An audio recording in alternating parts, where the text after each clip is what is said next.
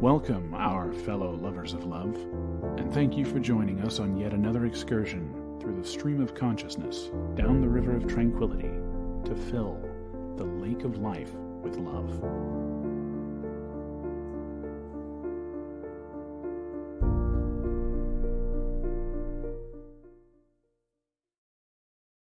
Welcome back, our fellow lovers of love. How are you doing this evening? I'm Jazz. That's Lubby over there trying to resist the caffeine fit she's in the middle of. Well, I quit smoking cigarettes and cigars. And so now I'm coughing up all this stuff. So this, children, is why you don't start smoking. Yeah. I'm telling all the family kids, by the way, don't start smoking. It's really hard. Nothing good in it for you. So there's our anti-smoking campaign for the day. As we start with love yourself, don't start that, which I can't throw stones because I went through mine. The same process. Okay, but in this week, we're going to cover some life, parenting, relationships, and work questions as normal. And for those of you who stick around, you might get some more intimate explorations. Yes. So for those of you on KUBU 96.5 FM, you're going to have to go find us at latenightLove.us. And for the rest of you, you can find us at that latenightLove.us. You can also send your letters, questions, and comments to love@latenightLove.us, and we will answer them as best we can. All right. So, I forgot to have that. I had a philosophical question that we kind of start the show with, and then I forgot to put it on the list.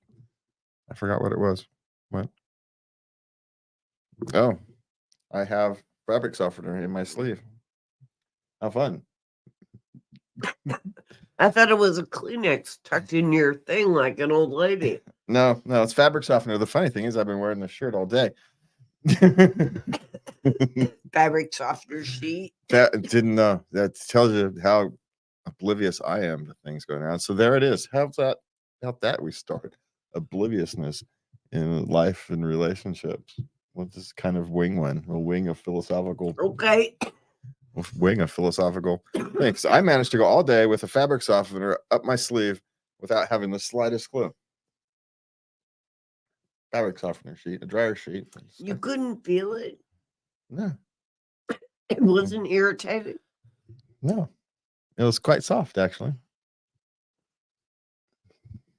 Because usually when you become oblivious to something, it makes itself known as an irritation.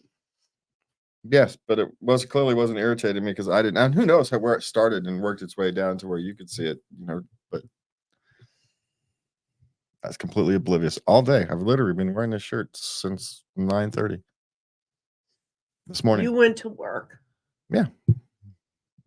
The dryer sheet up my sleeve. All right. Anyway, we've got some life questions, and we're just gonna go ahead and jump in. Because this first one's actually probably a pretty good theoretical start. All right, what do you got? How do I tell my parents that I'm a Therian? I know that a lot of people say you shouldn't, but I feel horrible keeping it a secret. How can I tell them subtly? Well, that's not really a subtle topic, darling. Well, yeah, there's no way to tell them subtly. And first, for those of you there who don't know, those are people who don't feel human, don't feel like they're human.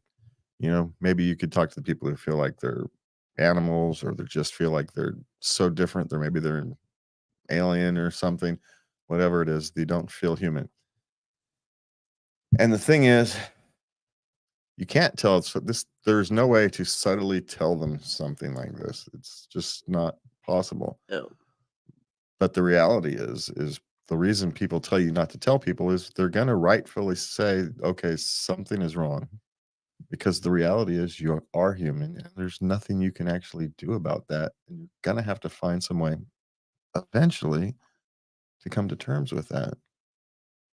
I understand how you feel. I am sympathetic even to the difficulties that you go through, that you have, kind of maintaining a normal life in the modern world. But the reality is this is something you need to work on not feeling. You need to figure out why you don't feel human and work on accepting yourself for who you are. You can't change reality. You are a free human being. You can live and believe how you wish. Doesn't mean it's healthy for you. And there's going to come a point where you're going to have to accept reality. Maybe you can't do it right now, and no one should push you to it, but you should be working towards that goal in the long term. And and the problem is your parents are going to be shocked, and so they're going to have a conversation you know is coming, right?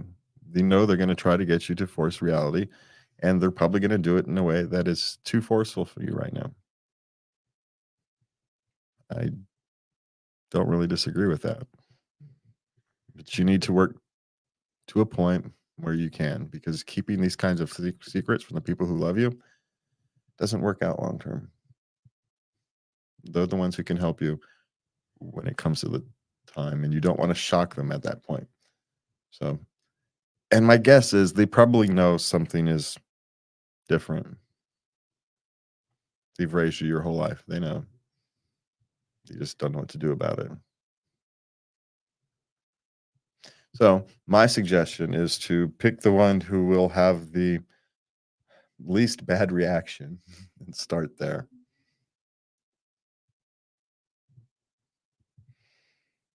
That's good advice. So, but you don't have to do it right away. You can take your time, because the reason you're afraid of doing this is because you know reality's coming. Yeah. And so that's why you don't do it. That's why people are telling you not to do it. It's because then you have to face this reality. And you're a free human being. You're allowed to exist who and how you are. It just doesn't mean it's healthy for you. Okay, what's next, Lubby? Why is the dark web not banned, blocked, and illegal? Well, because it by itself there's nothing, just like anything else. It's like printing books. Why is printing books not banned, blocked, or illegal? A book can have all kinds of bad ideas in it, bad knowledge. There's lots of things that you can ban, block, and make illegal. It doesn't solve the problem. The dark web, it's not, the dark web is just a media created phrase to make you afraid of something that is simply more free and less trackable. Therefore, that's where more of the underworld hangs out. But it's also where, let's so say, people in authoritarian regimes seek help and assistance from the outside world.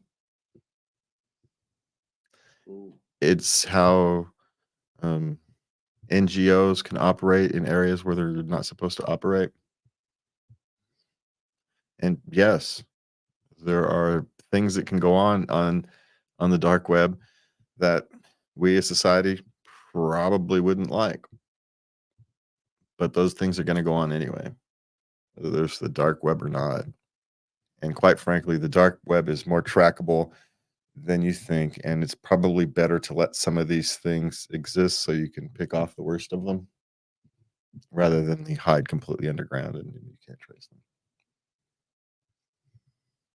So, there's that two sides of hacker world. There's the white hat hackers, and then there's the other hackers, and then there's the underworld. Just don't go there and don't worry about it, is my suggestion for the dark web. Now, if you are one of those who, tries to serve people in areas that are difficult to communicate with the outside world freely. That's actually the biggest use for the dark web. Just no one talks about it because no one talks about it. So, I mean, just think of some of the places in the world that have internet that would like information not to leave it. Think of places like Doctors Without Borders. How do they communicate in some of these places in the world securely? So, let's think about it. Okay. When buying gas at a self-serve station, why do people insist on pulling a paper receipt? What do they do with them? Well, it depends. Some people, they keep track of their credit card things and make sure the transaction was correct, and you can't really do that without a receipt. I know you can get the receipt emailed to you and whatnot, but some people like the paper receipt. It's just preference. Others submit them as business expense receipts for taxes, as a business write-off. There's 100 reasons to pull a receipt, right? Maybe you're getting the code so you can go to the car wash. There's one of the reasons to get a receipt. Yeah. But realistically, it's for accounting purposes. Mm-hmm. So that's why you do the receipt. Maybe they have to submit it for reimbursement. Who knows? There's lots of reasons. Okay. Stop. Actually, the big thing is stop paying attention to what other people are doing. Just don't worry about it. That's probably the better lesson to do. What are you doing caring what if other people pull receipts or not? It's a mystery. No, it's not a mystery. That's the thing. Well, to me, that's how I treat these things that are none of my business. It's a mystery.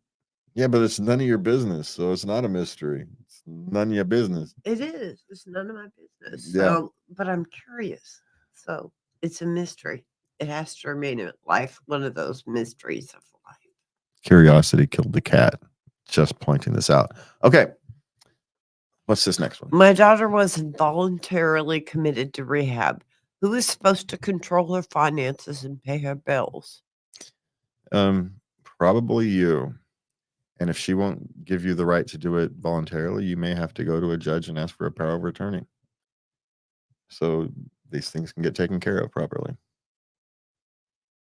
That's generally how it works. And you're trying to help her put together the life that she's going to have, that she's going to have a life and not have to start over from the square one with nothing. Yeah, because there's no one else to do it except those who care for her. And, yes. And so those who care for her have to pick up the slack. Parenting never ends, sadly. And so, some of her finances are you get control and you close a lot of her expenses, right? She doesn't need a lot of them right now. So you can close most of them. You can try and save her money, but you're going to have to do it. And if she's not going to give you access to her accounts and to the ability to take care of these things willingly, you're going to have to go and get it done. Or it doesn't get done. It's the other option. Yeah, and she comes out of rehab to a mess. Well, my guess is she went into rehab in a mess. So, well, yeah. And there is some, not suggesting this, but there is some value in having to clean up your own mess. You have to accept the complete mess you made. Well, yeah. Yeah. But you can keep it from being a disaster rather than a mess to clean up. Yeah. She's still going to have a mess to clean up regardless, but there is some value in having to be responsible for the entire, and you never know. Is this a month? Is this going to be 6 months? Those are different strategies to get through them. So anyway, we wish you the best of luck. It's just sad. Okay, what's next? We're going to move on to parenting. All right. Is Disney World worth it? Okay, this is a dad of teenagers who are begging to go to Disney World. They want it so bad. Mhm. And he is just not a Disney fan. Yeah. And it's a lot of money. Let's Yes. face it. And Disney World is getting more and more expensive. The better value is actually Disneyland in California. If you actually wanted to have a Disney experience, you can get the better value in Disneyland, at Disney World. So there's an option hmm if you wanted to save some money. But I get where he's coming from on the Disney thing, because from an economic perspective, no, it's not. But as a once in a lifetime experience, that's a difficult thing to judge. I can't judge that. I personally wouldn't find it that big of a deal, but others do. And I can't judge the value of their experiences. So, you know, It would be making their dream come true. yeah. So, but my And advice, you get to be the good guy and you get to do that. yeah, well, try Disneyland, see if that one flies. You Yeah. can save some money there, because Disney World is just ridiculously I'm not expensive. saying you can't compromise, but you know. Go in the off season. Well, there isn't really one in Disney World, that's the problem. But yeah, try Disneyland would be my suggestion. See if that flies. But I don't know. There comes a point where it's not economically feasible, right? And you don't want to go into, big debt over a trip to Disneyland when you can go to someplace closer and cheaper and have a similar experience. Yeah, you won't be a Disney experience, but those some of those other parks are pretty good. So the question is the emotional benefit they get from it worth the cost? Because from a strict economic calculation, it's not. But trips to Disneyland aren't about economics, except for Disneyland, except for Disney. So for you, it's about emotions and experiences and that kind of thing. So you're going to have to decide how much your children getting the trip of a lifetime is worth it for you. To you, that's it. It's a different calculation than the monetary value. How much is their happiness worth? And will they actually be happy? Okay, so what's next? How to discipline and teach a 13-year-old the value of money. $485 charged to PlayStation Wallet. Well, that's a lot of work at $10 an hour to put in. Your boy's gonna be doing a lot of yard work for you, isn't he? That's the generic solution for boys. Get them out there and doing yard work, that kind of thing. Send them over to mow the old lady's lawn across the street. Don't let him charge anybody. Yeah, he's just gonna have to learn. And you pay him about $10 an hour. It's a lot of hours. Right? It just is. That's how he's gonna learn. And yeah, and he don't get to play those PlayStations until he pays that off. There's the other one. Yeah. He doesn't get them until he's actually bought them. and some of those you might be able to return, but you're still gonna have to. Traditionally, the best way to get boys to learn these kind of lessons is to work it off. It's not even the value of money. That's not the value of money that you're trying to teach. It's that he can't just arbitrarily make these decisions.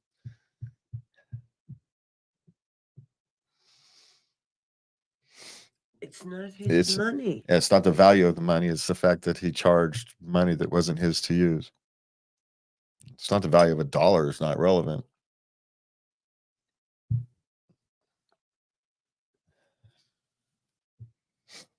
And see if you can send some of those back. Oftentimes, those companies are more forgiving than they tend to be. To outwardly promote. Okay. Soon to be parent here. Why does everyone say no visitors for a couple months? Because the baby's immune system is still developing. Parents are exhausted. And the last thing they want to do is think about hosting and Entertaining. entertaining you. So Yeah. unless you're a best friend and coming to actually help, you don't. If you want to stop by, you bring diapers, food, and you leave. That's what you do. Mm-hmm. You bring diapers, food, and you go. So, yes, if you must come by and see, and you stay no longer than 15 minutes, you get out of there. Doesn't care what they say. You say, I don't want to bother you guys. Now, they might really, really want you to stay because they have that, especially if it's, I don't know, about 6 weeks mark, they might be wanting some human interaction, some adult human interaction. So there does come that point, but judge it. Be prepared to go in there expecting to leave after 15 minutes. Yes. Yeah, that would be my suggestion. Because they're exhausted. They're not sleeping. The last thing they want to do. So when you go, bring gifts of food and diapers. That's my suggestion. Milk. Yeah. Well, brand new parent, so I think milk isn't the issue. Bring food. Well, yeah, bring food. Yeah, you don't need to bring milk. They're not a toddler. They're not drinking milk yet. I appreciated milk. I don't know. I've never known pregnant. But I drink a lot of milk. So anyway, all right. So what's next? In-laws gave my 8 and 10-year-old champagne when I wasn't around. I'm sober. Thoughts? Well, most likely those 8 and 10-year-olds won't like it. They take a sip. That's pretty traditional to be given a sip of champagne or something on a special occasion. Yeah, let them taste a bit of it because they don't like it. So No, they don't. So I wouldn't worry so much about it. My guess is they didn't give them a glass of champagne and say, here, drink it. Kids were bugging them for a taste. Yeah, here you go. Knock yourself out. You ain't going to like it. I don't get them to stop asking. That's how traditionally you get kids to stop asking for taste of champagne is to give them a taste of champagne. They don't like it. All right. How to address a 7-year-old that does not stop talking? You don't. You just learn to not pay attention to it. Yeah.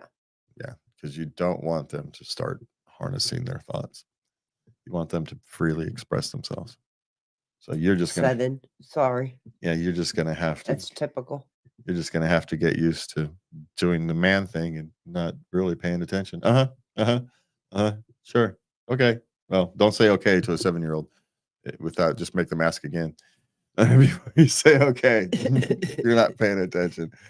Listen for questions. Yeah. That's what you're doing. Listen for questions and then make them repeat the question so you know you're answering what question you're actually answering.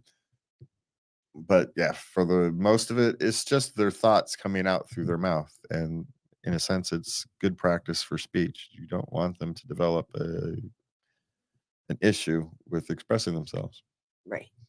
So yeah, deal with it is the issue, is how to address it.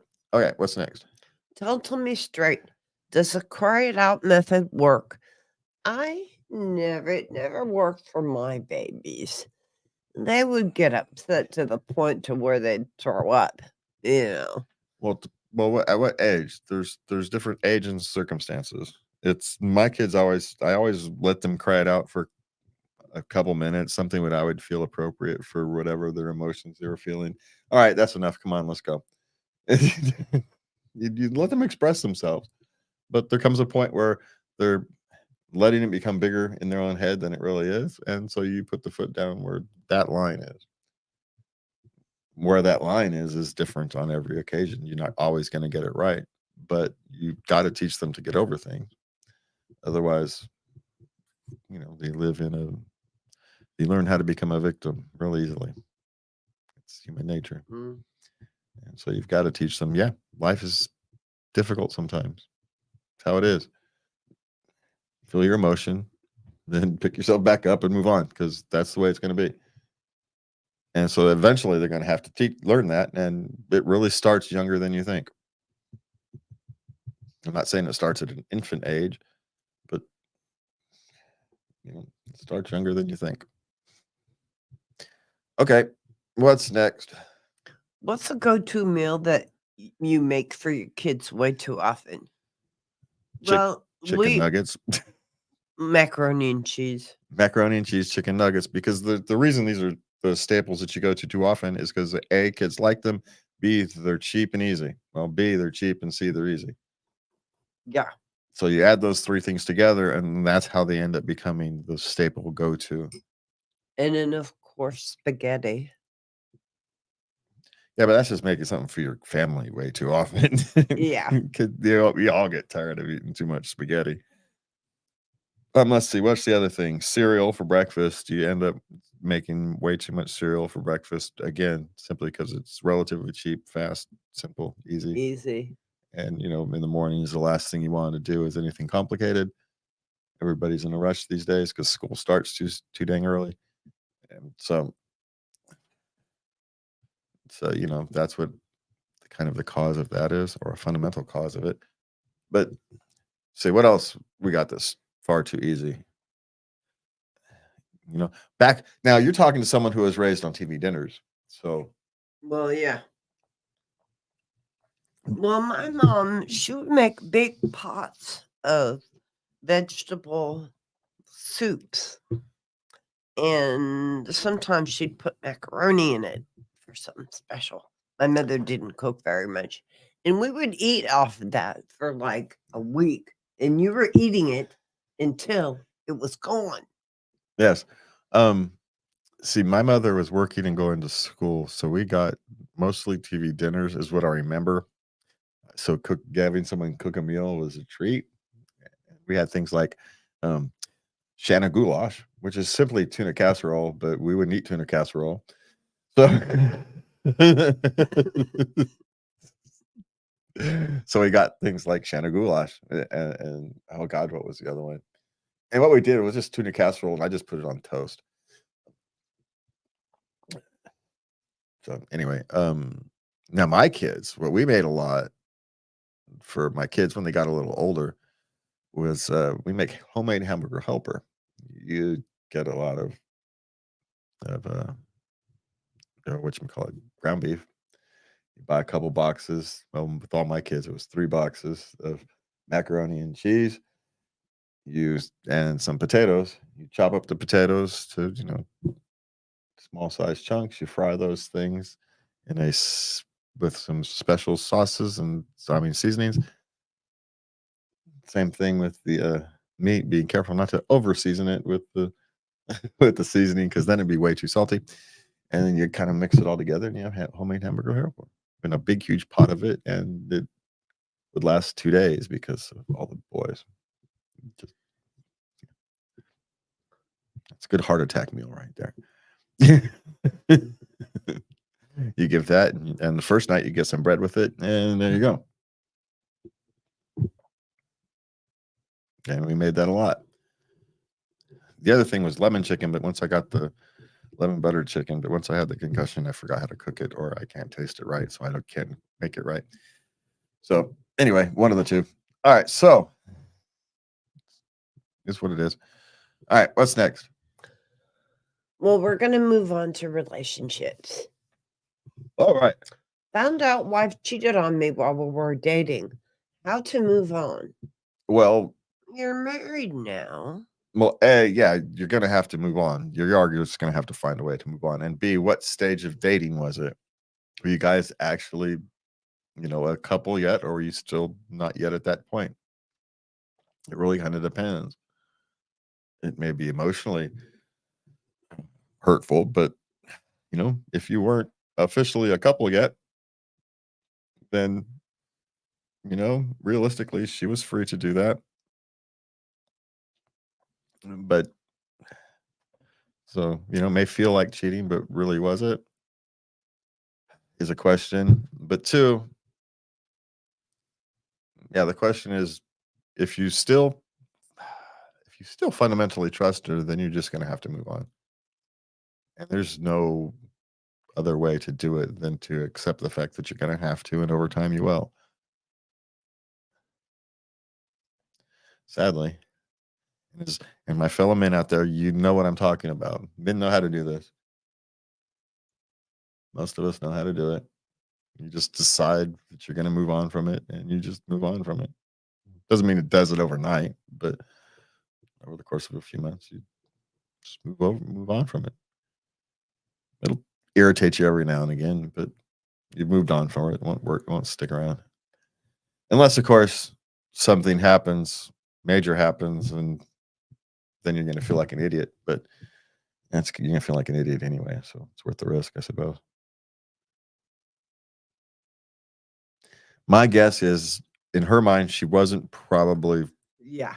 That's what I'm thinking. Dating. He doesn't say they were a couple yet. They were dating. Yeah, and people can date more than one person at a time, unless They really can. we may not like it, but they're allowed. Now, maybe she should have been more open with you, but maybe you weren't that far on your relationship for her to be that open yet. Maybe you were on your first couple dates and you just weren't that far along. Or the other thing to think about is she picked you. Yeah, ultimately. she did. I mean, come on now. So, but I do get his point. I do. It would hurt even under that circumstance, even under the best circumstance. It would still be emotionally painful. So I get his feeling. Mhm. All right. Okay. Am I overreacting that my husband receives messages from the girl he cheated on me with previously? Dude, he's doing what? Yeah, probably not. But depends upon what what you mean by overreacting. Are you throwing things and punching holes in the walls and keying cars? Or are you just rightfully upset that They should have no contact. It should be done. yeah, but essentially, and so yeah, so really, but the overreacting part really kind of depends. Are you breaking things and whatnot, or are you just saying, I'm done and it's time to end the relationship? That second part is not overreacting, but the first one is, you don't want to become something you're not going to like later on. Dealing with these kind of things with dignity is always better than not. For your own sake, not for anybody else's. Let's be clear about that. Okay. How to handle my girlfriend telling me she thinks I'm unmanly and submissive? No, she's 26. She should know better. That's not cool. That's quite frankly very close to abusive, if not. It really is, yeah. And depending upon the rest of the relationship. And there's another question. Was this during like a fight where they just kind of get to the point where you're just saying things to try and hurt the other person because you don't have anything else to do because you've kind of exhausted the actual fight? And so you're just kind of start to hurl insults. You know how those get, especially in your 20s. We haven't done that. We're in our 20s. They're in their 20s, 26, 28. Oh. We were past. 'Cause I don't remember ever doing that. Not with us. No, when you're No. in your 20s, go back and think about in your 20s. Oh, God. Yeah, I rest my case. So people in their 20s, they haven't learned yet that you don't hurl insults and whatnot in during these kind of relationships. You are allowed to walk away. You're allowed to end the fight when it becomes circular and come back later and deal with it. It's likely actually the best way. Or is she telling you how she actually feels about you and she's just afraid to move on from the relationship for whatever reason? Or she's an abusive personality and she's just getting her needs met by abusing you.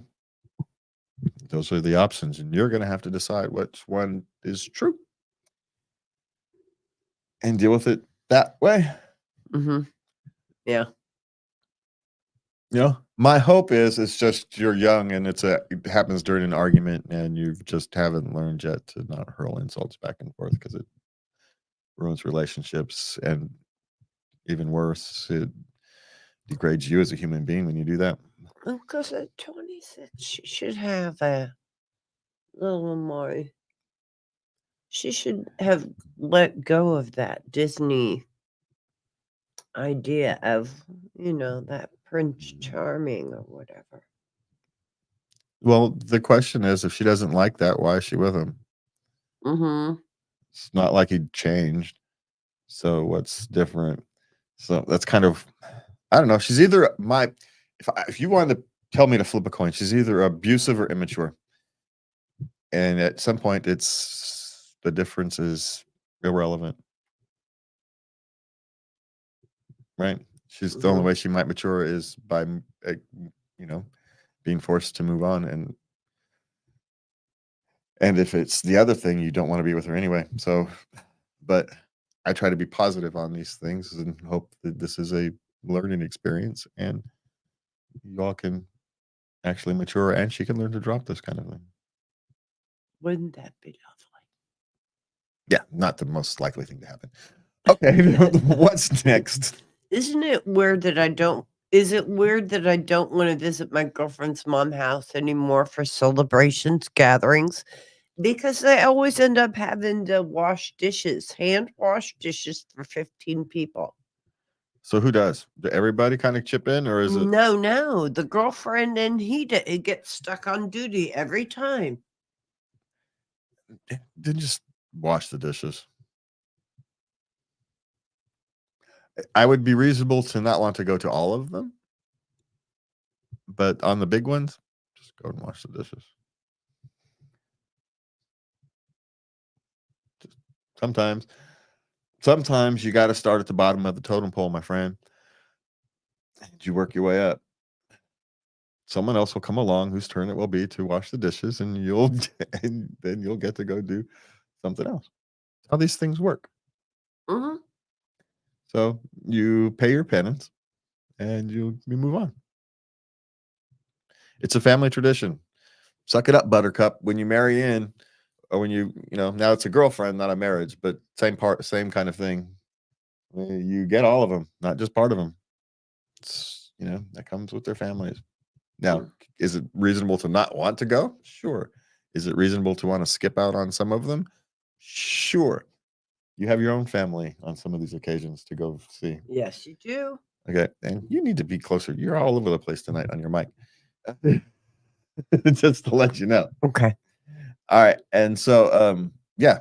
So that's my suggestion is just suck it up, Buttercup. And you'll eventually move off the bottom of the totem pole.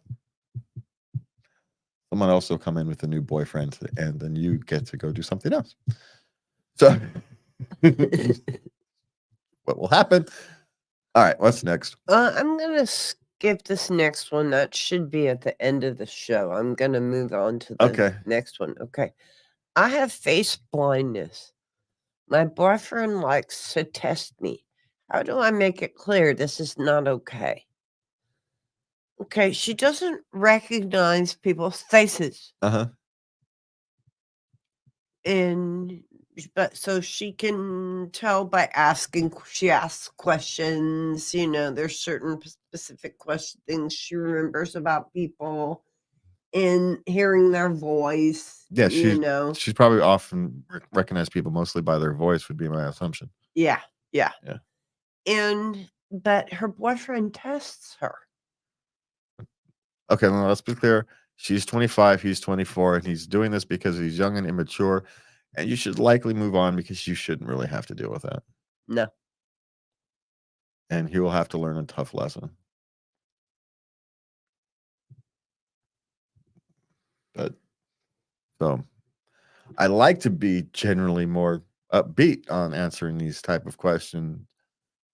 But at 24, the only way he's going to learn this lesson is to lose, because he's just not mature enough at this stage to learn it any other way.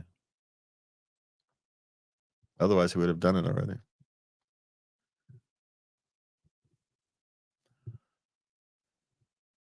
That's sad. But this is really over the line. You're talking to someone who's got 4 boys.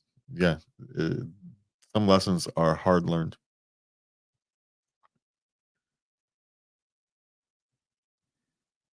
And so, hey, sometimes, what is it? If you love something, you have to let it go. And sometimes it can grow and come back. So it doesn't necessarily mean an end, but he is going to have to change.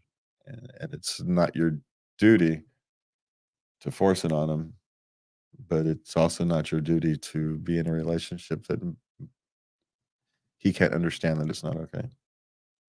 Now, part of it may be ignorance. He can't understand face blindness. He can't wrap his head around it.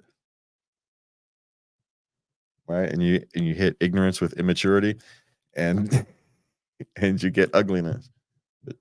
She just shouldn't have to put up with it. No. He should have dealt with it by now. My guess is she's already tried to explain this to him and it's not getting through. Next. Sadly. Yeah. Okay. How can I politely decline my father-in-law's request for daily check-in? Just don't do it. Okay, now just to put it in context, she's 40 and he's 70. Uh-huh. Well, is his daily check-in, is she asking him to, hey, can you do me a favor and call me once a day to make sure I'm okay? He's a frail 70. Is that what this is? And she's asking, and because his son is not, shall I say, doesn't have the ability to remember to do these kind of things, maybe he's asking you to remind his son to make a daily check-in. So my solution would be to remind your husband to do a check-in with his father. 70 is, Well, getting up there. yeah, and different 70, there's a wide variety of 70s. Some 70-year-olds are as healthier than me. Maybe he's healthy, but he's just lonely. How about that? Yeah, this is entirely true. So maybe your thing is to remind your husband to check in with his father. Yes. That's the solution to that one. Okay. All right. We're going to move on to work questions. All righty. How do you feel about dating at work? Well, it depends. If you're kind of the low-level employees, knock yourself out. If you're in the executive area, you probably shouldn't. And those middle managers are dangerous. The biggest thing is to never date above or below your stations.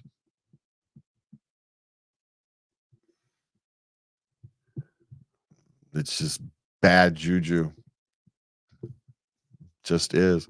Vote for, if you're gonna do dating, you date for someone who's relatively equal with you on the thing, and hopefully you guys don't have really much direct working together things. Yeah. Projects. Yeah, if two warehouse workers want to get together and no one cares, right?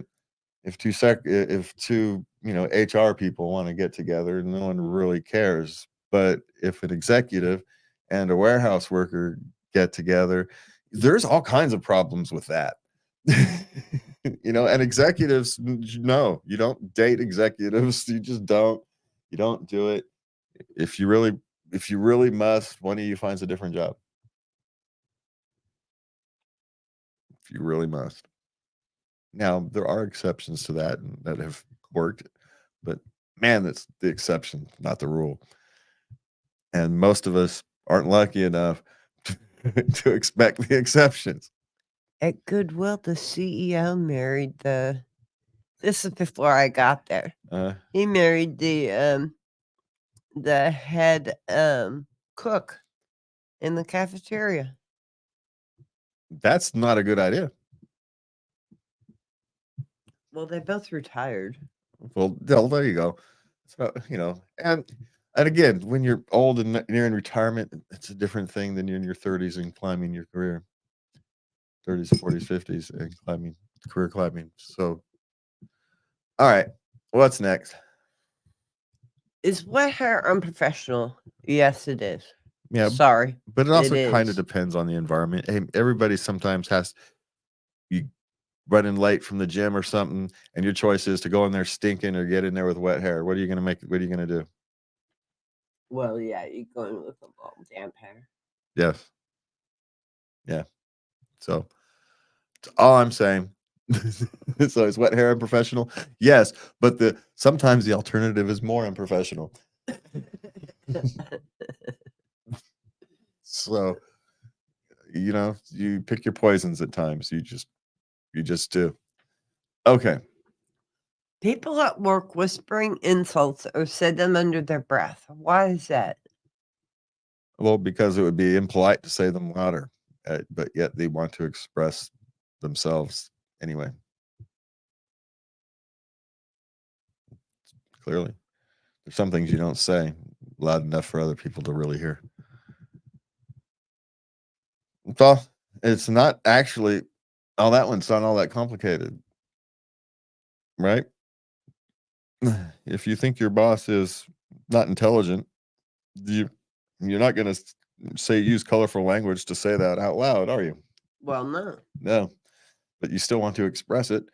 So guess what? You got to express it. Okay, what's next? Is there a tactful way to tell the manager I don't want to work with a teammate? No, you just tell them. You just don't do it. So I call it aggressively. You just tell them as calmly and rationally as you can. That's it. Yeah. You know, sadly, that's the best way to deal with some of these kind of questions. So, yeah, just yeah. All right, what's next? Any tips for someone 55 to find a job? Yes. The question is, you're gonna have to do things you don't like make multiple resumes, different resumes for different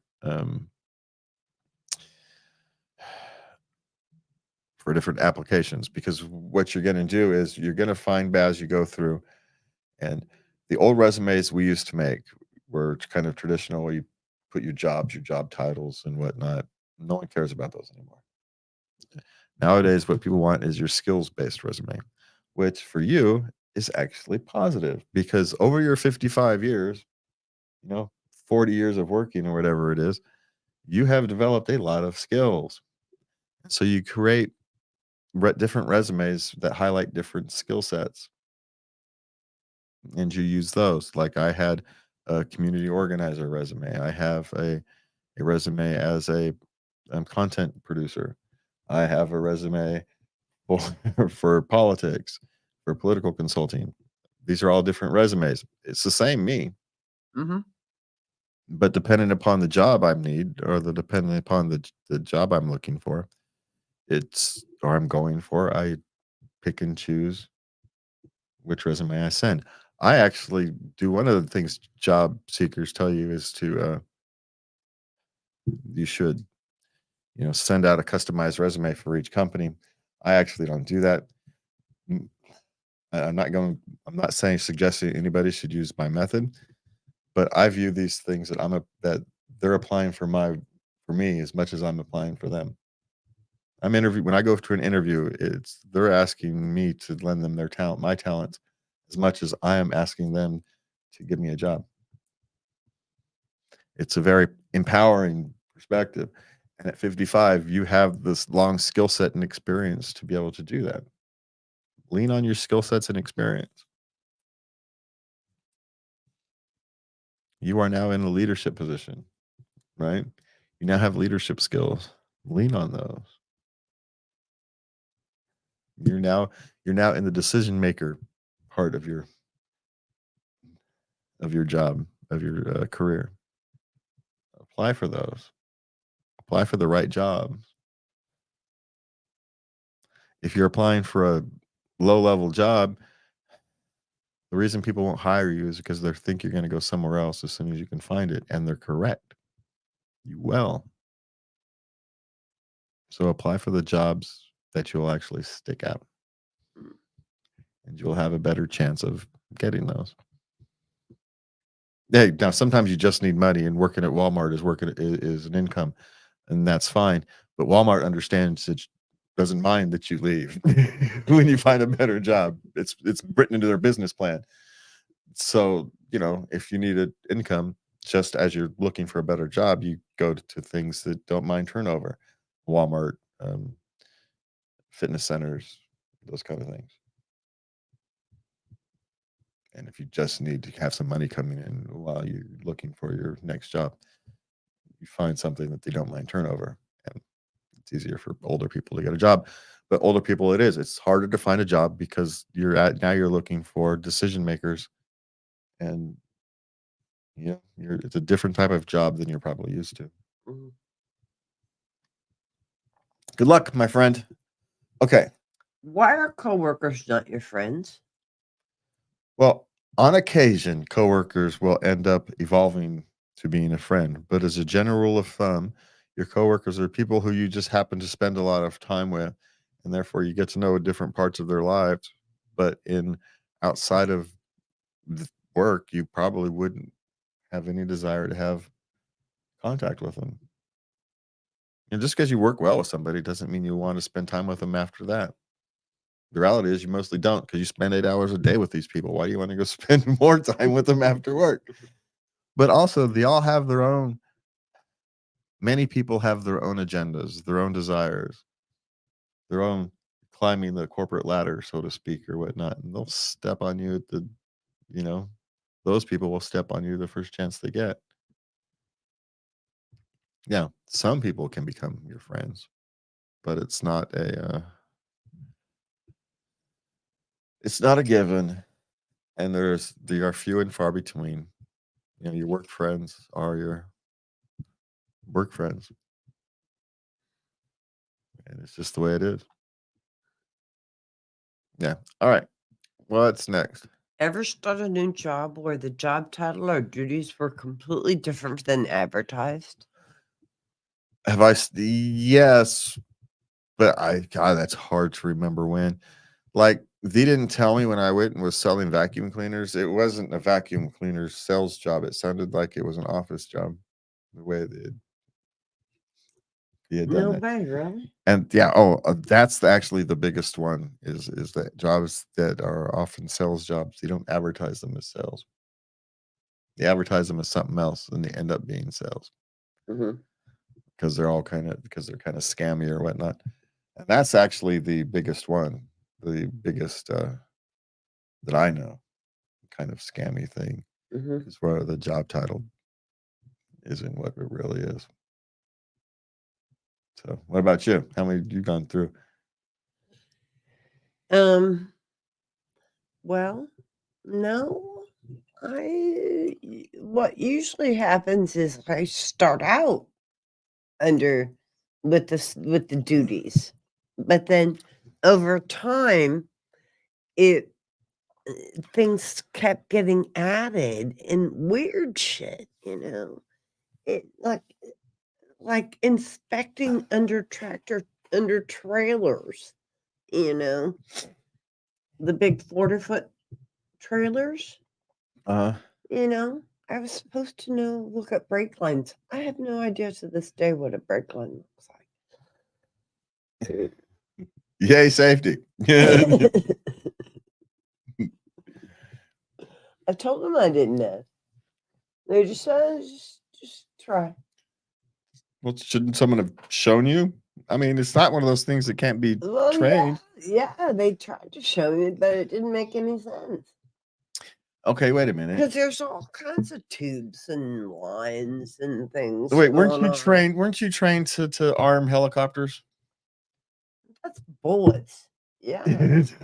Well, I'm just saying.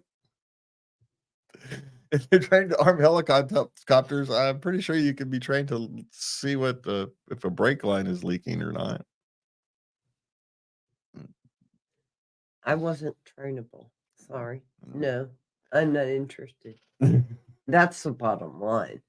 Yeah, well, that's the truth, right? I had no interest in this task. Yes, you didn't want to do the task. No. Is the real part of that. It was baloney. I was an office worker, and they want me digging around under trailers. Shut up. Okay. All right. We've got just enough time, so now we can move on to our other question. All right. So what do we got? You want to go back to that one you skipped? Okay. Okay. All right. We're moving on to intimate questions, shall we say? Yes. Yes. Okay. My boyfriend watches porn while I am doing a job. Mm-hmm. How do I approach asking him to not watch the porn while she's doing this deed. Just ask him to turn it off. Or to, but the problem is, here's the problem. A lot of, especially the younger people these days, they don't know how to do this without it. Are you serious? They haven't had stimulation outside of visuals. What about your own head? Guys haven't needed to use their own head since the 80s. Women do it all the time. You all have a different wiring than we do. We're visual creatures. So It's about the emotions. okay, yes, but there's two sides of this. Just because it's about your all emotions doesn't mean it's necessarily it's a thing. It's a very base thing for us. It's not about our emotions. It's some primal drive, especially in your 20s. These people are in their young 20s. It's a primal drive, and they're not mature enough to control it yet, or experienced enough to know how to control it yet. Is in this particular case is going to be my guess. Not experienced enough. So the solution, there's an easier solution, is do one when there's no porn on. Yeah, don't do it if the porn's on. Turn the TV off. Turn it off before you start. And or the thing is, maybe you can, work some arrangement. Maybe he likes that for some reason. It's a thing.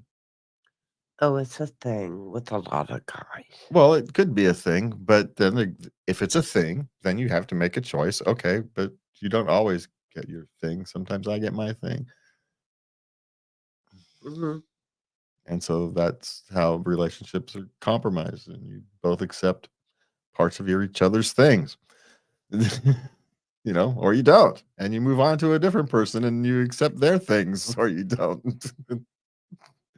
You're not going to get away from having to compromise with people and their things. And so you're going to have to pick and choose which things you want to compromise on and not.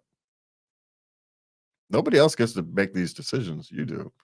But that's it. And there may come a time in your life where, quite frankly, you appreciate the extra added stimulation. It's easy in your 20s. Sometimes when you're a little older, you need some extra help. Well, that's true. Just saying. Especially if you don't want it to become a chore.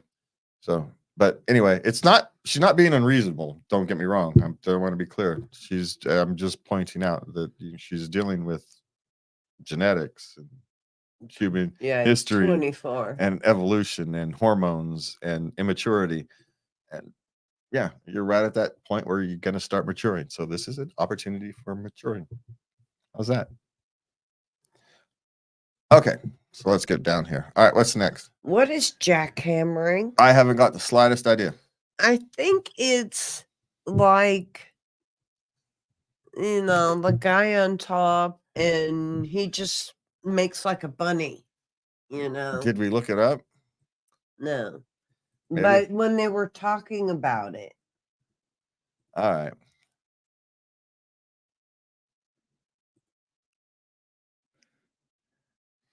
Yeah, a man's rapid motion sex style. Uh-huh. So Jackhammering is a style used by avid porn watchers. Zero pleasure to a woman. They actually added that. That's a kudos to them. Thank you very much. We appreciate that, because there is nothing. Well, that's the Urban Dictionary. Yeah, nothing from us. Well, let's be clear. There's something I'll guarantee you can find women who enjoy that kind of thing. Well, yeah, if you're into the submissive stuff. Like I said, I'm sure that you can find women who get into that kind of thing. And so as long as basically it's just, masturbation. I'm just saying, You can find something for everybody these days. You might as well just be a blow-up doll. You're not really there. Maybe. I don't know. I had no clue what this was. So, Okay. all right. Okay. Am I masturbating excessively? What are potential harmful health effects it could have? So he is masturbating like 4 or 5 times a day, and he's concerned. He's 19.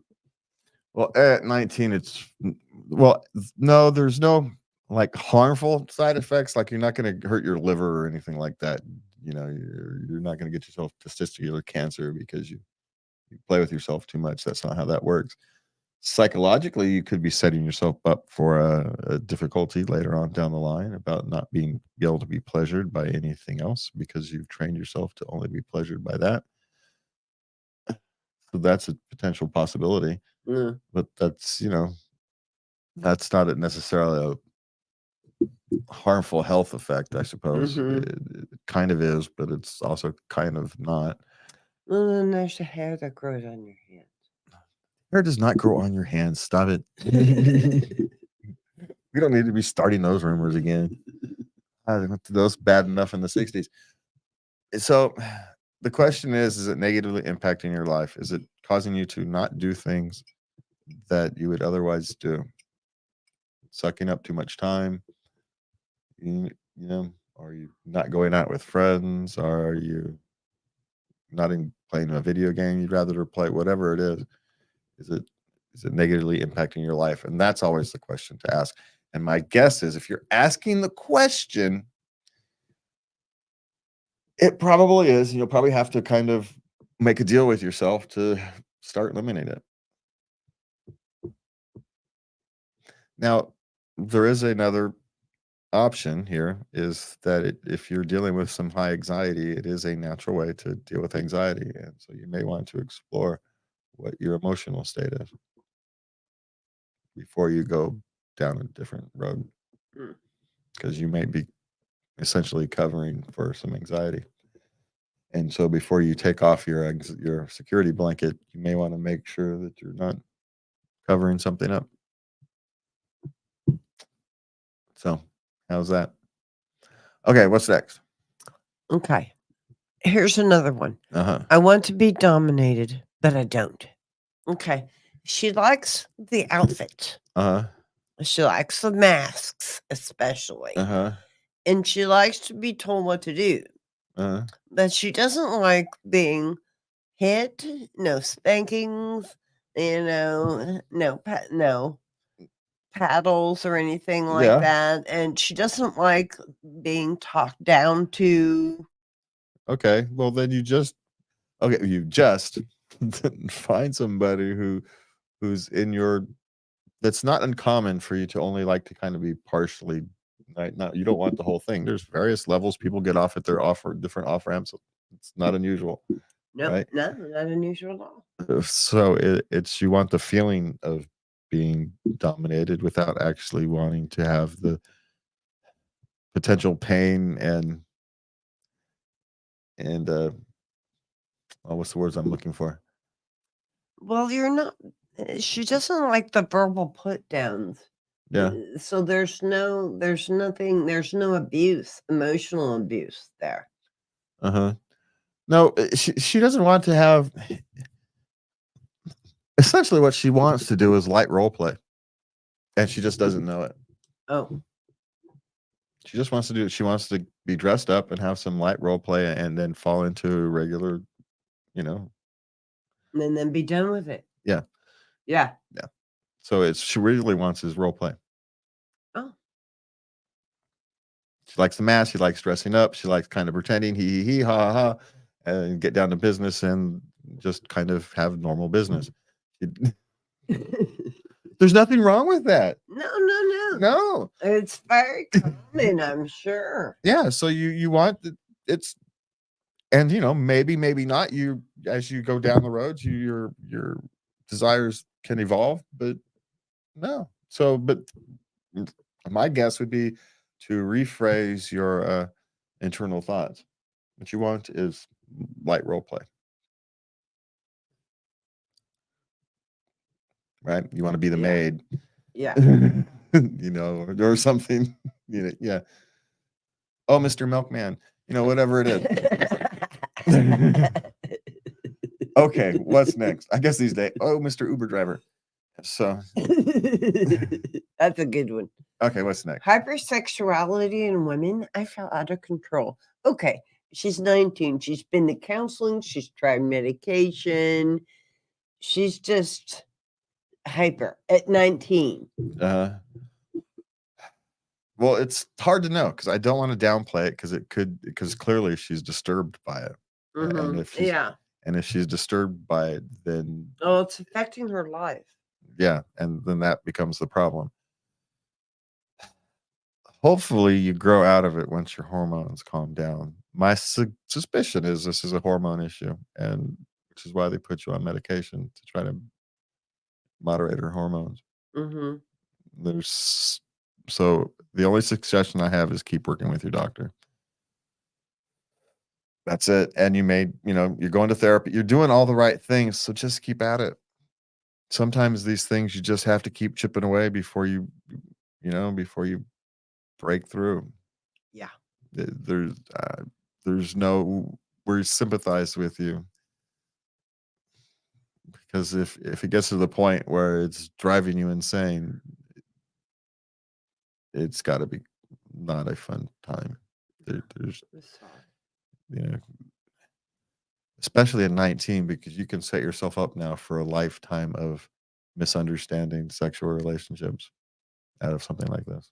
That's the real long-term side effect, is you now have got a distorted view of sexuality because you've had this experience that's abnormal. And so when she finally calms down and gets normal, how is she going to have a normal? Well, that's where counseling, I think, it would definitely be helpful. And hopefully, if she gets it worked out by 21, it's not as big of a deal as if she'd had gone through most of her 20s not having it sorted out. So the hope is she gets it sorted out as quickly as possible, and that long-term consequence doesn't happen. Okay, last question for the night. IUD plus condom plus pullout. Too much? They really are not ready for children. Okay, so how old are they? Well, early 20s. No, it seems a bit excessive, but if you really don't want children, then yeah. I'm not going to judge anybody for being extra careful. I'm not going to do it. It's just they're just not they don't feel they're financially ready. They're in college, Well, then my question is if that's such a big concern, there's only one way to be 100% sure. Do other stuff. Yeah. Don't have intercourse. Yeah.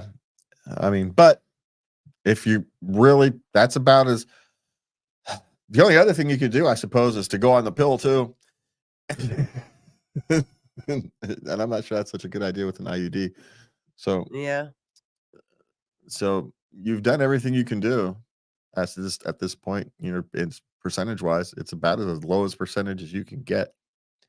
Yeah. But as long as you're doing it, there's always a risk. Always. So best of luck to you.